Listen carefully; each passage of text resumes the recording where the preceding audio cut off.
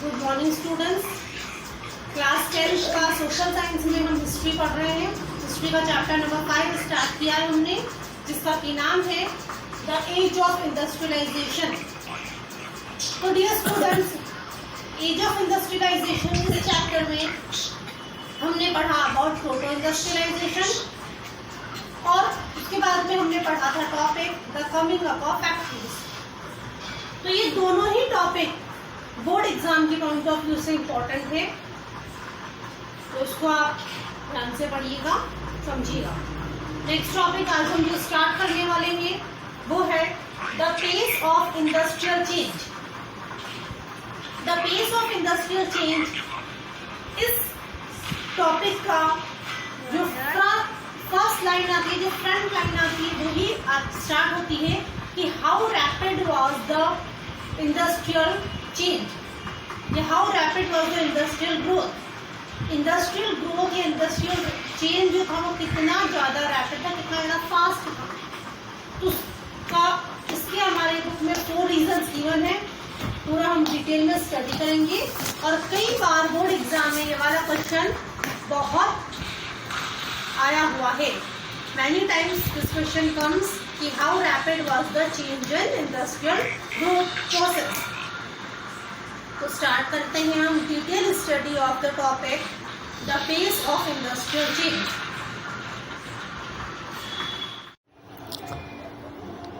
The pace of industrial change. Here, the topic starts with a sentence that how rapid was the process of industrialization? Does industrialization mean only the growth of factory industries? तो students यहाँ पर 2 question mark दिए हुए हैं sentences के बाद में। पहला सेंटेंस या पहला क्वेश्चन बनता है is that how rapid was the process of industrialisation. Industrialisation की जो प्रोसेस थी वो कितनी ज़्यादा रैपिड थी, यानी कितनी ज़्यादा फास्ट थी। And second question arises here is does industrialisation mean only the growth of factory industry. क्या इंडस्ट्रियलाइजेशन का मतलब सिर्फ और सिर्फ फैक्ट्री इंडस्ट्री की ग्रोथ से था। तो स्टूडेंट्स ये दोनों क्वेश्चन जो हैं ये बोर्ड एग्ज़ाम में आते हैं कई बार। इसके हमारी बुक में 4 रीजंस दिए हुए हैं और हम उन सभी यानी चारों रीजंस की डिटेल स्टडी आज करेंगे। तो here comes the first reason is the most dynamic industries in Britain were clearly cotton and metals. Growing at a rapid pace, cotton was the leading sector in the first phase of industrialization up to 1840s. After that, the iron and steel industry led the way. With the expansion of railways in England from 1840s and in the colonies from 1860s, the demand for iron and steel industry increased rapidly. By 1873, Britain was exporting iron and steel worth about $77 million, double the value of its cotton export.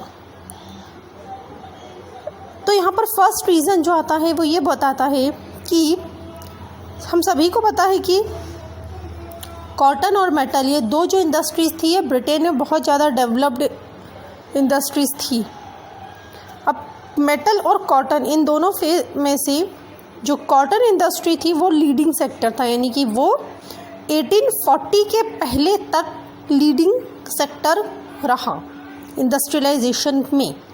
यानी कि industrialisation 1840 के पहले जो हो रहा था उसमें cotton industries या कॉटन की कंपनीज़ या ऐसी कंपनीज़ जो कॉटन रॉ मटेरियल को यूज़ करती है वो सभी बहुत ज़्यादा डेवलप हो रही थी। उसके बाद में जो आयरन और स्टील इंडस्ट्री थी वो आगे आने लग गई। कैसे आगे आने लगी कि 1840s के आसपास इंग्लैंड में रेलवेज़ का एक्सपांशन होने लगा। अब रेलवे के एक्सपांशन के लिए यानी रेलवे के ग्रोथ के लिए, डेवलपमेंट के लिए क्या चाहिए, तो रेलवे बनेगा या रेलवे बढ़ेगा तो उसके लिए रेल की जो ट्रैक होते हैं जिसको कि हमारी हिंदी लैंग्वेज में हम लोग पटरियाँ कहते हैं, तो रेलवे के ट्रैक्स डेवलप करना पड़ेंगे। तो रेलवे ट्रैक के लिए उनको क्या चाहिए, आयरन चाहिए, लोहा चाहिए, स्टील चाहिए। और जो रेलवे की जो रेल होती है, जो ट्रेन होती है, उन ट्रेन में जो बोगी होती है उसको बनाने के लिए भी आयरन चाहिए। तो जब रेलवेज़ का एक्सपेंशन हो रहा था 1840s में इंग्लैंड में और 1860 में कॉलोनीज़ में, तो कॉलोनीज़ क्या होती है, कॉलोनीज़ वो पूरा एरिया कहलाता है जहाँ जहाँ पर ब्रिटिशर्स का या अंग्रेज़ों का शासन था। तो 1860s के आसपास पूरे वर्ल्ड में या कॉलोनीज़ में जहाँ जहाँ पर ब्रिटिशर्स का रूल था वहाँ पर रेलवेज़ उन लोगों ने बढ़ाना स्टार्ट करा।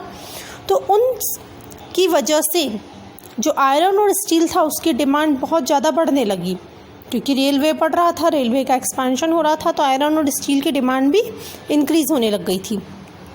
1873 तक आते आते ब्रिटेन में कॉटन की वैल्यू से ज़्यादा वैल्यू का, डबल वैल्यू का जो आयरन और स्टील था वो एक्सपोर्ट करने लग गए थे।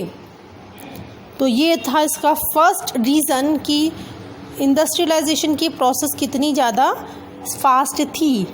अब हम सेकेंड रीज़न पढ़ते हैं। Now comes the second reason. The new industries could not easily displace traditional industries. Even at the end of 19th century, less than 20% of the total workforce was employed in technologically advanced industrial sector. Textile was a dynamic sector, but a large proportion of output was produced not within the factories but outside within domestic units. अब नई industries जब develop हो रही थी तो उससे पुरानी industries को इतनी जल्दी डिस्प्लेस नहीं किया गया, यानी कि इतनी जल्दी हटाया नहीं गया।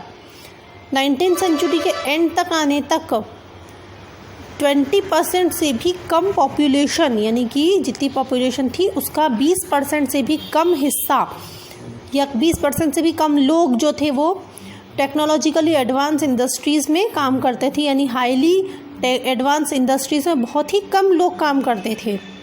उन सभी में टेक्सटाइल यानी कि जो कपड़े बनाने के कंपनीज़ थी या इंडस्ट्रीज़ थी वो सबसे ज़्यादा आगे थी, मगर कपड़े जो बनते थे वो भी उसका एक मेजर हिस्सा भी जो था वो बाहर बनता था, फैक्ट्रीज़ में नहीं बनता था। यानी कि जब डेवलपमेंट हो रहा था तब जो नई इंडस्ट्रीज़ थी वो आ रही थी, मगर पुरानी को इतनी जल्दी नहीं हटाया उन लोगों ने गया था।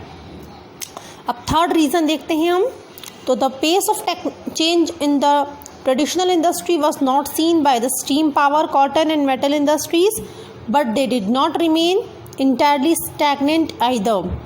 Seemingly ordinary and small innovations were the basis of growth in many non-mechanized sectors such as food processing, building, pottery, glasswork, tanning, furniture making and production of implements. तो स्टूडेंट्स थर्ड रीज़न ये बोलता है कि जो change था traditional industry में वो देखने को मिला, मगर उसमें स्टीम पावर, कॉटन और मेटल इंडस्ट्रीज़ में देखने को नहीं मिला। यानी कि जो स्टीम पावर या कॉटन या मेटल की इंडस्ट्रीज़ थी वो ऐसी की ऐसी थी जैसी कि पहले चल रही थी। चेंजेस देखने को मिले तो कहाँ पर मिले, कुछ इनोवेशंस या कुछ जो डेवलपमेंट चेंजेस देखने को मिले वो मिले फूड प्रोसेसिंग इंडस्ट्री में, बिल्डिंग इंडस्ट्री में, pottery, glass work, tanning, furniture making, production of implements, इन सब चीज़ों में चेंजेस देखने को मिले। Whereas cotton and metal industry जो थी वो ऐसी की ऐसी थी, उसमें कोई चेंजेस नहीं हुए थे। फोर्थ रीज़न आता है इस टेक्नोलॉजिकली चेंजेस ऑकर्ड स्लोली। जो टेक्नोलॉजिकल चेंज थे वो धीरे धीरे आए। They did not spread dramatically across the industrial landscape. ये जो टेक्नोलॉजिकल चेंज थे ये बहुत ज़्यादा तरीके से नहीं बदलाए गए। New technology was expensive and merchants and industrialist were cautious about using it. जो नई टेक्नोलॉजी थी वो बहुत ज़्यादा महंगी थी और जो मर्चेंट थे और इंडस्ट्रियलिस्ट थे वो बहुत ज़्यादा कॉशियस थे, यानी बहुत ज़्यादा ध्यान रखते थे कि भाई हम अगर इसका यूज़ करेंगे तो अगर मान लीजिए मशीन ख़राब हो जाती है, अगली लाइन में लिखा हुआ है the machines often break down and repair was costly. तो मान लीजिए मशीन ख़राब हो गई तो उसको रिपेयर कराना बहुत ज़्यादा उनको महंगा पड़ता था। तो जो मर्चेंट थे या जो इंडस्ट्रियलिस्ट थे वो भी क्या कर रहे थे, नई मशीन्स को यूज़ करने से डरे हुए थे। They were not as effective as their inventors and manufactured claimed. तो जो मशीन्स थी नई वाली, वो मशीन्स को जितना तरीके से बताया गया था उतनी ज़्यादा अच्छी नहीं पाई गई। तो जो नए इंडस्ट्रियलिस्ट थे या नए मर्चेंट्स थे वो क्या कर रहे थे, वो पुरानी चीज़ों पर ज़्यादा भरोसा करते थे, नए चेंजेस लाने से वो लोग थोड़े से डरे हुए थे। अब नेक्स्ट पैराग्राफ पढ़ते हैं हम लोग। Consider the case of steam engine. अब स्टीम इंजन हम सभी को पता है स्टीम इंजन क्या है। तो स्टीम इंजन ऐसा इंजन था जिसको कि भाप से बनाया गया था। James Watt improved the steam engine produced by Newcomen and patented the new engine in 1781. His industrialist friend Matthew Boulton manufactured the new model. तो स्टूडेंट्स यहाँ पर 3 से 4 साइंटिस्ट के नाम दिए हुए हैं, ये सभी को आप लोगों को ध्यान से पढ़ना है। 1 मार्क क्वेश्चन आता है। 1 मार्क क्वेश्चन कई बार आता है कि किसने कौन सी चीज़ को प्रोड्यूस किया था, इन्वेंट किया था और कब किया था। तो इस पैराग्राफ में 2 से 3 जो स्टार्टिंग की लाइन्स है उसी में 2 से 3 मार्क के क्वेश्चन बनते हैं। His industrialist friend Matthew Bolton manufactured the new model but for the years he could not find buyers. उनके जो इंडस्ट्रियलिस्ट फ्रेंड थे जेम्स वॉट के, तो जो जेम्स वॉट के फ्रेंड थे मैथ्यू बोल्टन, उन्होंने नया स्टीम इंजन बनाया, मगर बनाने के बाद में भी बहुत सालों तक उनको कोई भी ख़रीदार नहीं मिला, यानी वो बेच नहीं पाए। At the beginning of 19th century, there were no more than 321 steam engine all over the England. पूरे इंग्लैंड में 19th century के स्टार्टिंग तक भी ज़्यादा 321 से ज़्यादा स्टीम इंजन नहीं थे। Of these 80 were in cotton industries, 9 in wool industry and rest in mining. तो यहाँ पर बताया गया है कि कौन कौन से कितने कितने में थे, यानी कि 80 में से 321 में से 80 जो थे वो कॉटन इंडस्ट्री में लगे हुए थे, 9 वुल इंडस्ट्री में लगे हुए थे और रिमेनिंग जो थे वो माइनिंग, कैनाल वर्क और आयरन में लगे हुए थे। Steam engine were not used in any of the other industries till much later in the century. बाकी किसी भी काम के लिए स्टीम इंजन का यूज़ नहीं किया जा रहा था। So even the most powerful new technology that enhance the productivity of the labour manifold was slow to be accepted by the industrialist. तो इसीलिए जो नई टेक्नोलॉजी थी वो इंडस्ट्रियलिस्ट उसको एक्सेप्ट करने में थोड़ा हिचकिचा रहे थे, थोड़ा धीरे धीरे चल रहे थे। Historians now have come to increasingly recognize that the typical work in the mid 19th century was not a machine operated but the traditional craft person and laborer।